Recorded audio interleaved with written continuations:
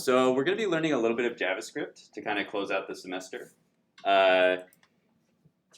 JavaScript is similar to HTML and CSS, the stuff that we have been learning, but it's more of a, for lack of a better word, like a real programming language. HTML and CSS are markup languages that are used by the browser to create the content. JavaScript is more of a classical programming language that actually adds functionality to the browser. It's designed specifically to work on the internet with HTML and CSS, but modern web applications and back-end applications have started to use JavaScript more and more to where it's become one of the most popular programming languages. If you look at like, what's a good place to get this? Like Stack Overflow Developers Survey. This is something they publish every year about what the most popular programming languages are. And if we look for languages, let's see.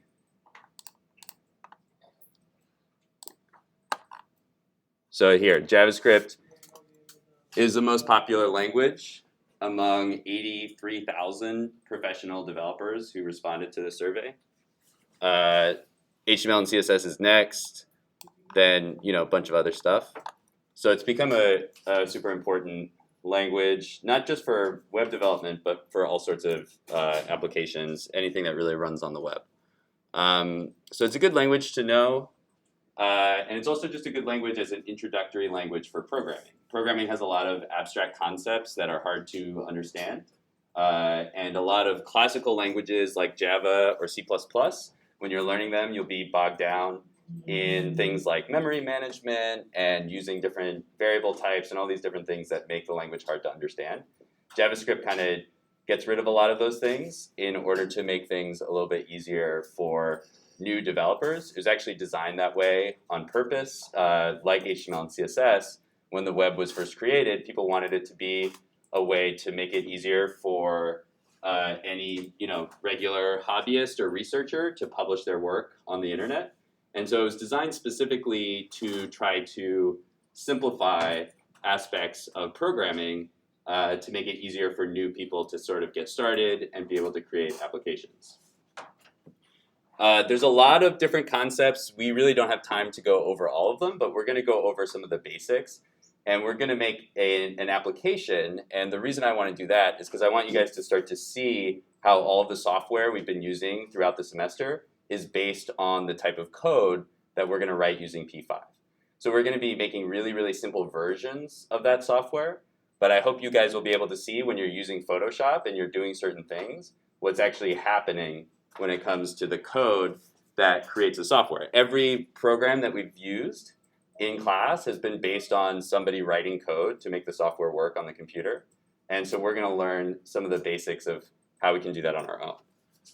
So we're going to start out really, really simple today. We're just going to take a look at the P5 editor, and I'll show you guys a few basic things that you can do. And then I'll give you guys time to work on a sketch. And a sketch is basically like a drawing. The thing that makes P5 a little bit different from just basic JavaScript is that it's designed specifically for artists and designers to use to be able to create graphics. So instead of working with HTML and CSS, which is what JavaScript usually does, it works with the HTML canvas, which is a rendering context where we can render graphics. So it's almost like it's our own little application.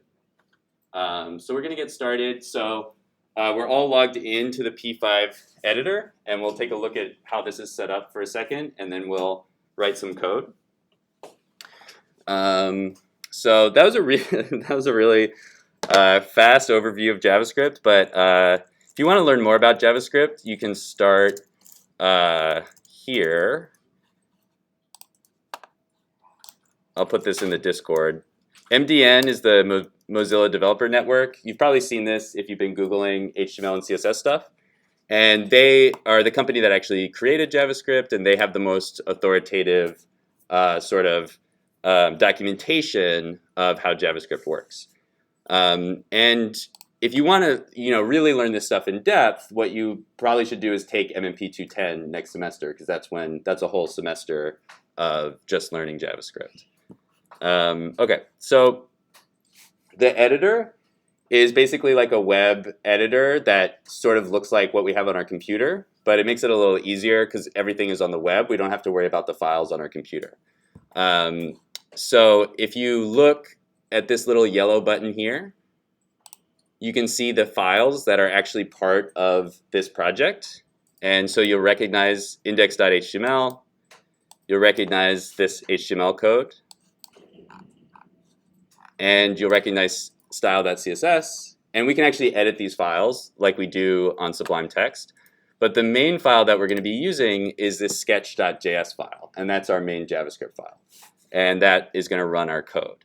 You can see in the index.html, there's a bunch of script tags, and these script tags are loading the P5 library, which is this JavaScript library that creates a lot of the code that we're going to be able to use in our own project. So it's almost like somebody else wrote a lot of code, and we're just going to write more code on top of that. So a few other things in here. There's some settings over here if you click on this little gear. And so you can change the theme. So the default theme is this light theme. There's also a dark theme. I use the high contrast theme since I'm on the projector. You can change the text size. My text size is increased a lot to make it easier to see the text, but you don't have to do that. You can leave, there's autosave, I would leave that on. You don't really have to worry about these. There's some other settings for accessibility, like you can turn the line numbers on and off.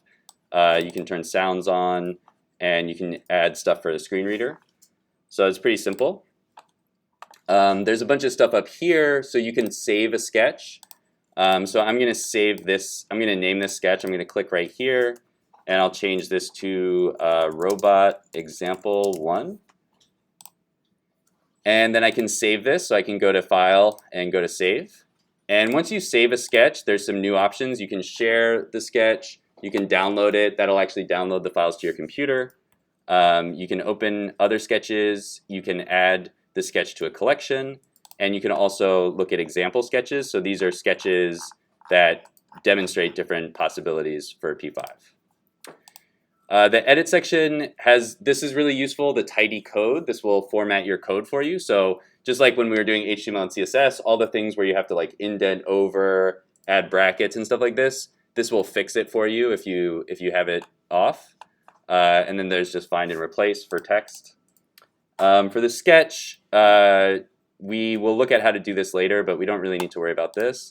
And then the help section has some good stuff here. There's the reference, which brings us to this reference page for P5. Every programming language has this type of reference. It's called an API reference or documentation. It shows you everything that you can do in the language. So if you want to, draw a shape, you can go to shape and look at circle, and it'll have an example of how to draw a circle, and it'll show you the code to do that. So the reference is really, really important. I'll be going back there to show examples of different things. You can also search the reference here. There's an about page with links to a bunch of other stuff. We may look at some of this other stuff later, but for now we can move on from here. And then the last couple things is our interface here. You can play the sketch using this play button, and you can stop using the stop button. And I would not turn on auto refresh. That's going to refresh your sketch as you're writing code, but it's kind of buggy. I wouldn't use it. You can obviously name the sketch here, and then this is your account. I think that's everything. In the main sketch window, this is our text editor. So this is like if Sublime Text was built into our website. We can just write code here, and then we can run the code. And then this is the console. This is like when I open up the console over here for the HTML elements, except it's for JavaScript. So it's going to show us stuff that's going on in the background. We'll probably look at examples of that later. Okay, so let's get started actually talking about the code. Any questions before we do that? Okay. So there's a bunch of stuff going on here. One thing that I want to talk about really quickly is comments. We talked about that a little bit with HTML and CSS. We can also write comments in JavaScript. One way to write a comment is with 2 forward slashes. This is a comment. The code, this is not going to be read by the code. So you can write whatever you want here, and the code is just going to ignore it. If you want to write a longer comment, you can write a forward slash with an asterisk. This is the same as in CSS. And then I usually put a new line here. And I'll usually put some information at the beginning of my sketch explaining what's going on. So I'll say this is, or I'll just say like example robot sketch by Owen Roberts. I might put the date so I remember when I did it, 5/3/2022. And then any other information that you might want to include, like libraries that you're using, other things that you're doing. And then you can end the comment with a asterisk and then another forward slash. And you can do this as much as you want in your code. You can add as much comments as you want. This isn't code. It's just like notes for the developers. And they're actually really useful because you'll write a bunch of code and then you'll give it to somebody else. And if you don't write good comments, they won't know what the point is. And it's also good for if you write a bunch of code and then you go do something else for a while and then you come back and you can remember what you were working on. So writing comments doesn't change the actual code itself, but it's a very important practice to get into. Okay, you'll notice that there's highlighting. So like certain words are different colors, just like in Sublime Text. This does not change the functionality, but it will tell you if something is off. So for example, when I had not finished my comment, all of the text was gray because it thinks I'm still in the comment. So the highlighting is not a functional thing, but it does tell you in some cases if you miss something or if something's off. All right, so let's get into the 2 functions that we have here. We have a setup function and a draw function. And this is pretty basic, but this is actually how pretty much every piece of software works. When you open Photoshop, you know how it's sitting there and it's loading fonts and it's doing all this stuff before you actually get to use it? That's the setup. Okay, so sometimes there's more going on, but that's what the setup function does. It sets up the program before you actually use it. So it only runs once. It only happens one time, and then you start using the program. The draw function is running like constantly, over and over again, 60 frames per second. So if you guys play video games, you know what FPS means, the frames per second. The goal for most video games is to be running at 60 frames per second. If they're running slower, you notice, right? Like it starts to look glitchy and slow down. So what's happening is it's painting the screen, right? In a video game, whether it's 2D or 3D, in both cases, it's painting all the pixels on the screen every frame at 60 times per second. And so everything that's being processed, like where the characters are, what's happening, all that stuff is happening in like 0.1 seconds or something like that. Maybe even less than that. It's like 16 milliseconds, I think. So that's what our draw function is doing. It's running 60 times per second to draw whatever we want to draw on the canvas. So those are the 2 main parts of our code. In our setup function, this one function here, create canvas, is creating the canvas that we're drawing on. So you can actually see that when I hit play here, this is the canvas. So it creates this HTML element that lets us draw graphics.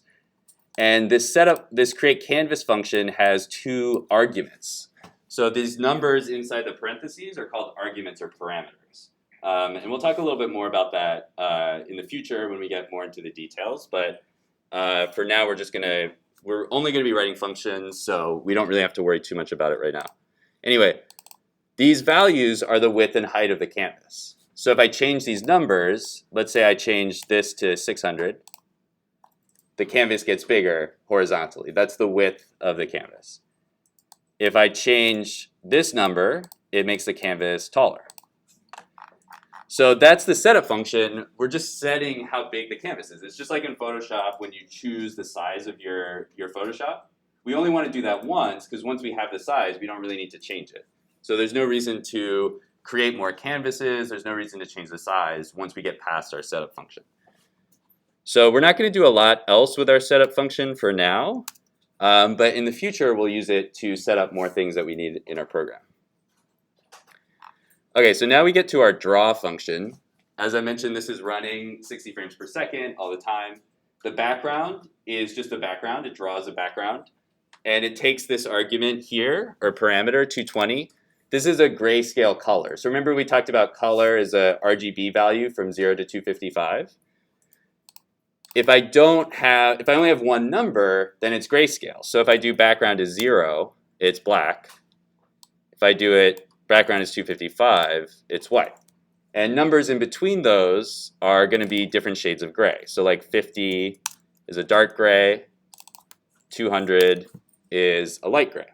I can also use HTML colors here. So I could say white, or I could say black. And the P5 editor has a nice new feature where I can actually choose this color now and select a different color. So if I want a blue color here, I can select blue, and it'll fill in that HTML hex value for me. And now I'll have a blue background. So that's actually a new feature that is super convenient for just writing that. I'm going to switch the background back to gray, or let's try light gray. Okay, so one thing you've probably noticed is that my numbers don't have quotation marks, but words do. Okay, so we'll talk about this more in the future, but there's different types of data when we write code. And so it's not like CSS where we have like the number and then pixels, or there's sort of like different things. Those are all just like referencing different things inside the CSS standard. But in JavaScript, we actually have to use different types of data. So we have numbers, which are just numbers. So we can just write whatever number we want. And then we have strings, which are words that they may reference colors, they may reference other things, but our strings are just a sequence of characters, and we have to put quotation marks around them so that our program knows where it starts and stops. So if I put just light gray like this, I'm going to get an error.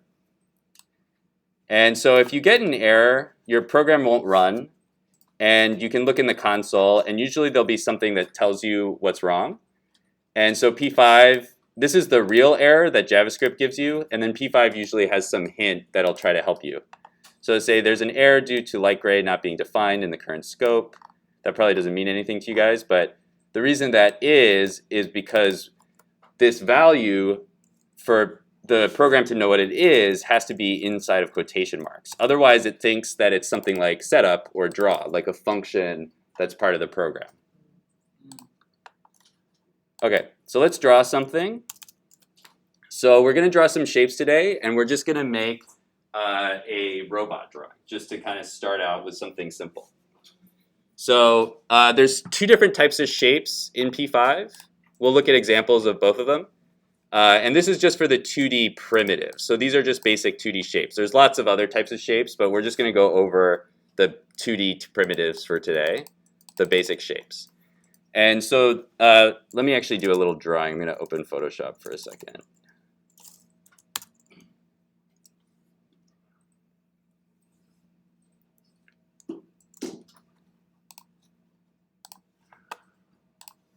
Okay, so there's two basic different types of shapes when it comes to how we're going to design them in our code. One type of shape has a point that's either the center or the top left, and then it has a size, so it's like a width and a height, and then it fills in. This is like a rectangle. So this value is the XY value. So you can think of like XY as in like a graph. It's sort of like if you've done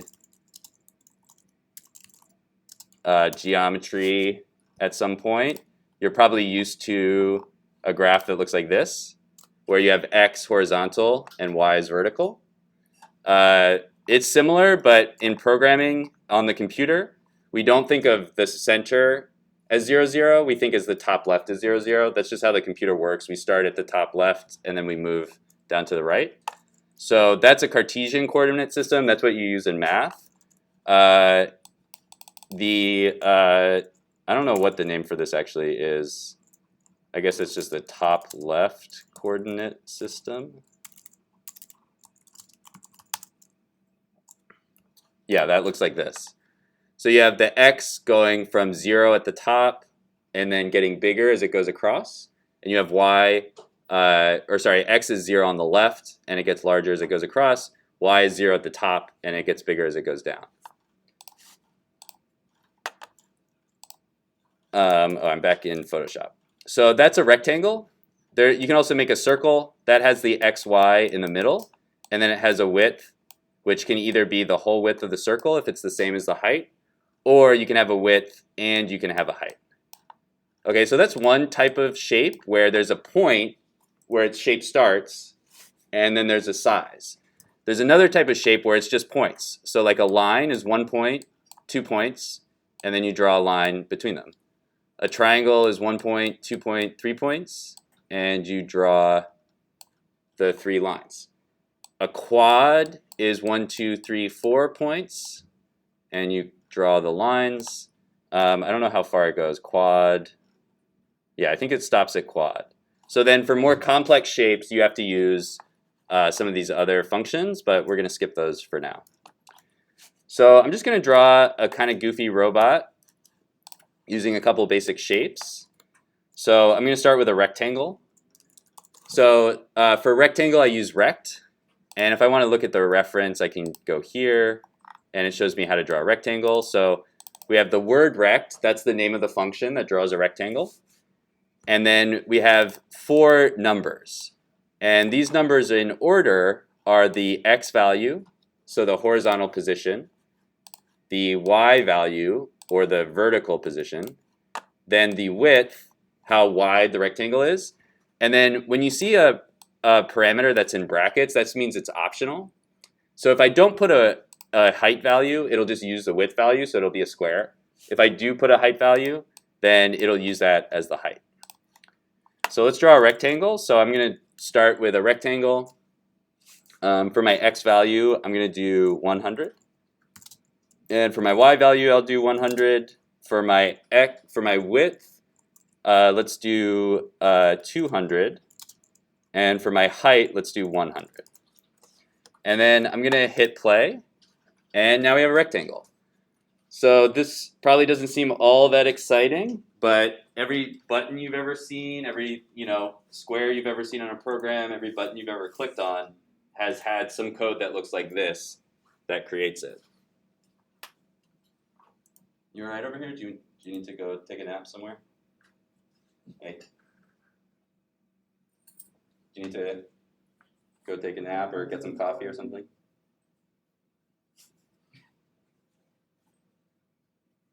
You sure you're all right? Okay. If you need to sleep, you can sleep, but do it somewhere else, please. Okay.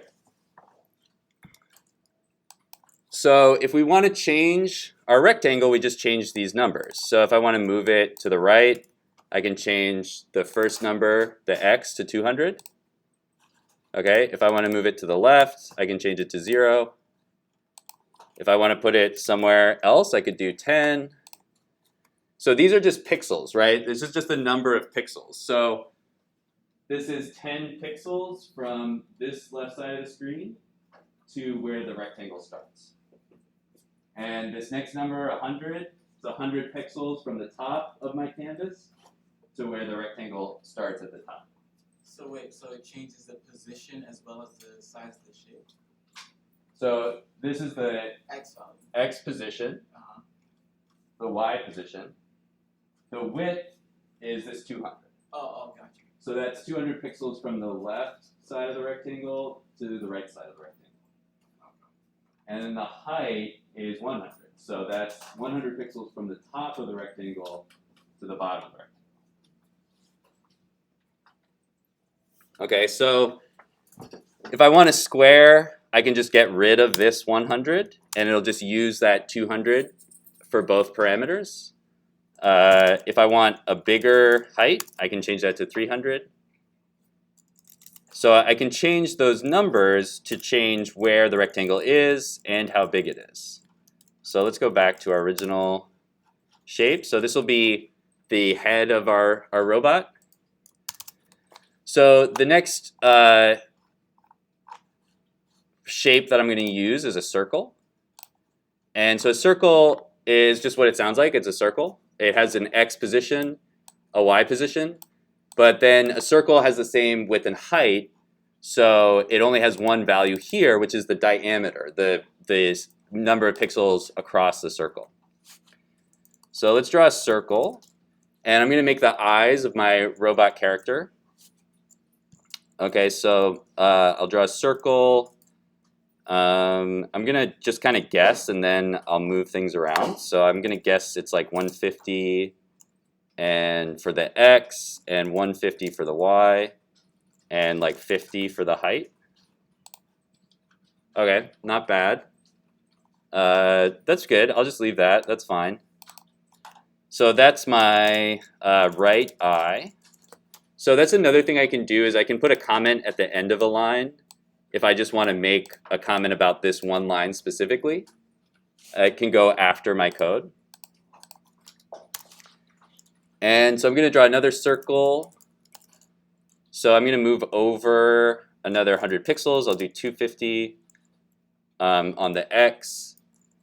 I'll use 150 again on the Y, and 50 again for the diameter. And this will be the left eye. Okay, so that's pretty good.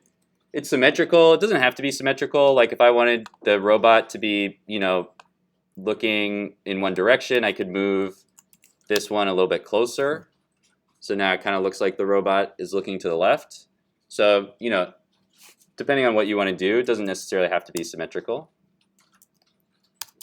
Okay, so again, these are shapes that have a point where it starts, the X and Y, and then a size for the shape. So let's put a comment that says head here.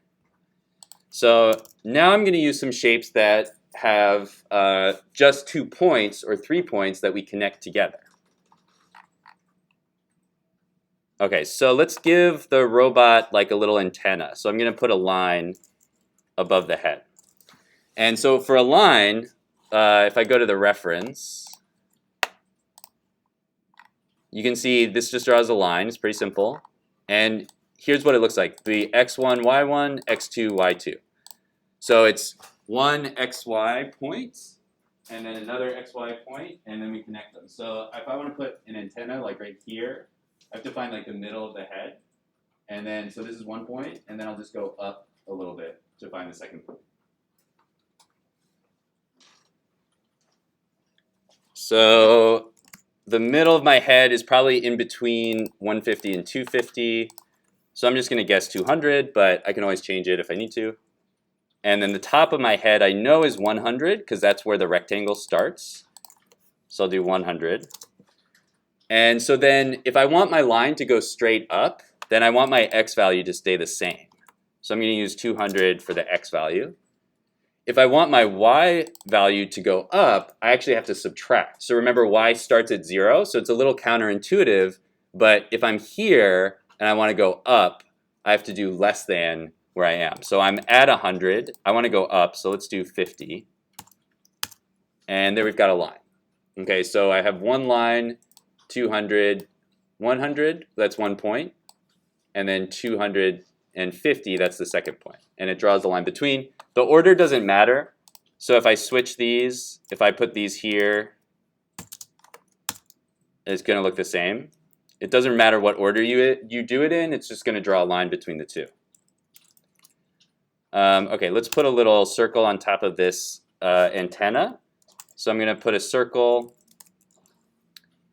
And so I know where the top of the antenna is, right? It's 200x, 50y. So I'm just going to copy that and put it in here. And let's make it a little smaller. So I'm going to do 20. And so I've got a little antenna. And I'm going to do one more shape, and then we'll do some color stuff. and then we'll be done. So I'm going to do one more shape as a triangle. Triangle is the tricky one because it's 3 different points. So it's like a line, but there's 3 points and it connects them in order. So the order doesn't matter that much with a triangle. Yeah, the order doesn't matter with a triangle. It only really matters with a quad, but we're not going to do that right now. So I'm going to make the mouth of the robot. I'm just going to put a little triangle right here. So I'm going to create a triangle.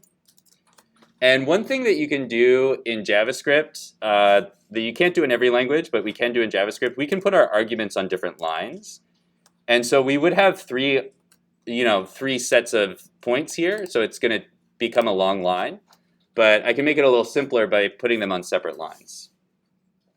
So I'm going to make some guesses again about where my triangle should go. So my first point, I want it in the middle.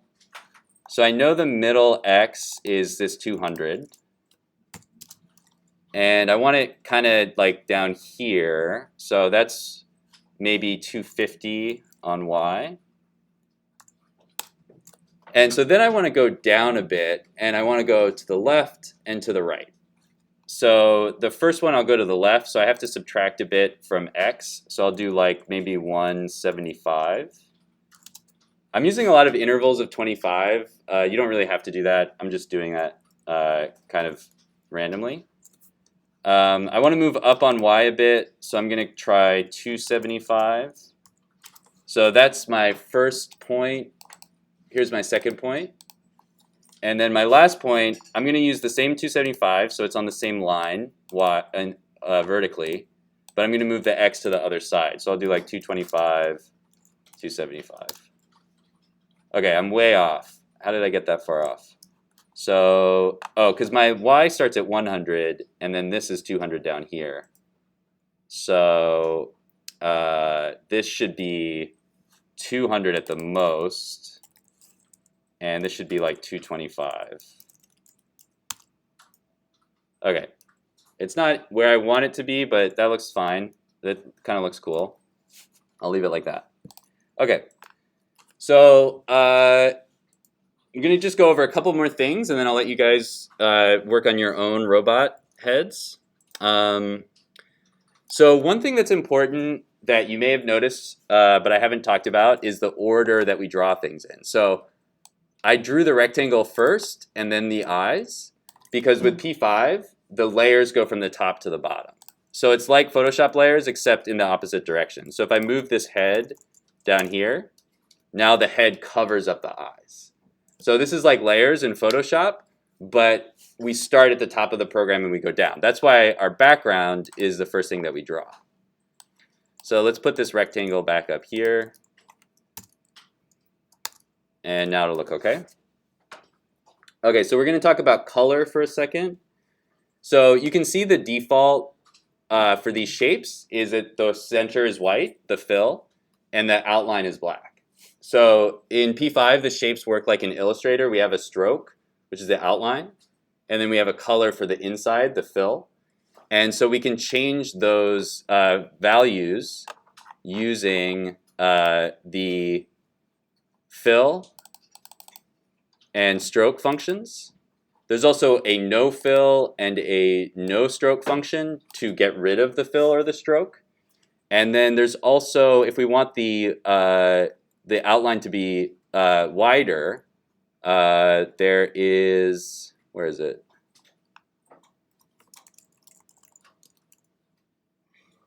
Oh, I guess that's an attribute of our shape. So that's the stroke weight function. So our colors are like the background. We can use HTML colors, we can use numbers, we can use HTML names. But let's add some color. And one thing that you'll notice is when I add a color, it applies to everything that comes afterwards. So if I change the fill, let's change the fill of my robot head to pink. Now everything is pink. But if I go down here and I change the fill of the eyes to blue, now everything that comes after blue is blue. So the way that the color functions work is after you apply them, it applies to everything that comes afterwards. So if I move this blue down here, now I'm skipping the eyes, so the eyes are still pink. Okay, so we can have blue eyes. Let's say we don't want the eyes to have an outline. We can say no stroke. And now the no stroke applies to everything. So we lose our line because the line is just a stroke.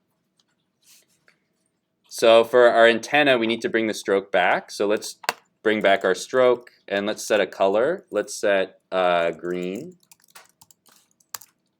Okay, so now we have a green stroke. Notice now our head is also green.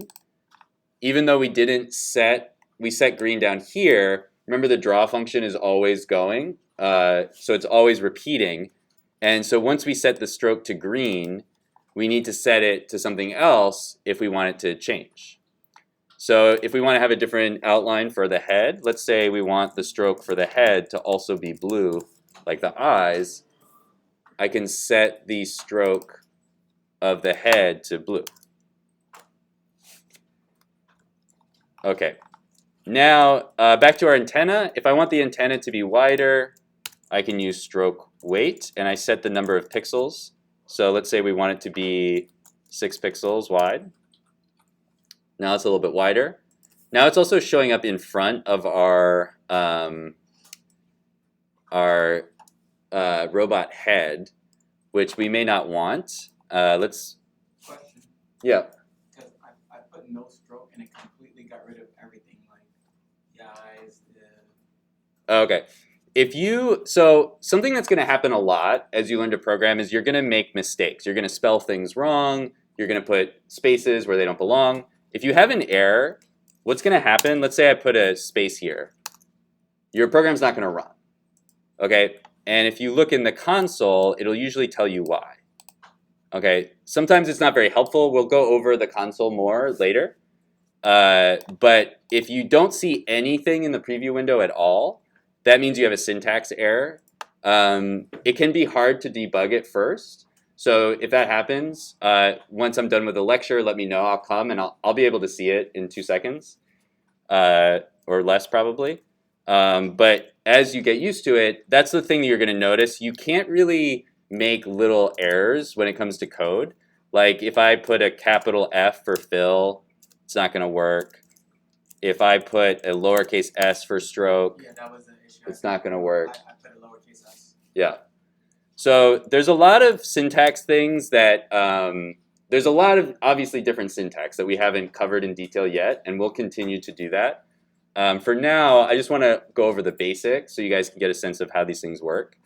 But yeah, we'll go over more syntax stuff like that soon. Okay, so let's finish this up. So let's actually change our stroke. Let's keep blue as the stroke so that matches. And then let's change the fill for the circle for the antenna. So I'll say the fill for the circle is green.